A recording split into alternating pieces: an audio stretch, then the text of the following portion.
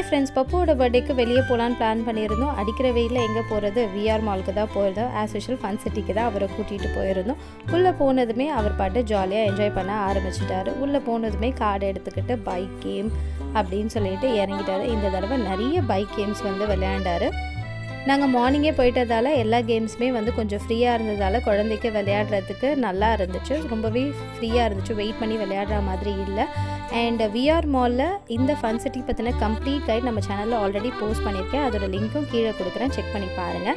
இதை முடிச்சுட்டு சார் அவங்க மாமா அவனுக்கு அந்த பால் போட்டு வின் பண்ணுவாங்க. அதில் இந்த நிஞ்சா டர்ட்டில் வின் பண்ணி கொடுத்தான். எவ்வளோ பொம்மைங்க இருந்தது. என் பையனுக்கு ஏன் இந்த கோவமான பொம்மை பிடிச்சதுன்னு நிஜமாக எனக்கு தெரியவே இல்லை.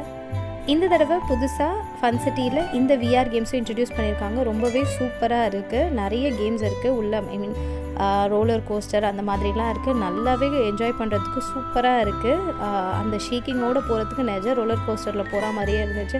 எனக்கு தலை சுத்தலே வந்துடுச்சு. அந்த அளவுக்கு ஃபன் சூப்பராக இருந்துச்சு. இந்த தடவை போனீங்கன்னா கண்டிப்பாக இதை மிஸ் பண்ணிடாதீங்க.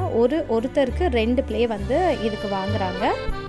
இந்த கேமை பப்புஸ் வேறு லெவலில் என்ஜாய் பண்ணார். அவர் தான் செம்ம ஹாப்பியாக எல்லாத்தையுமே என்ன இருக்குது அப்படின்னு சுற்றி பார்த்து என்ஜாய் பண்ணிகிட்டு இருந்தார்.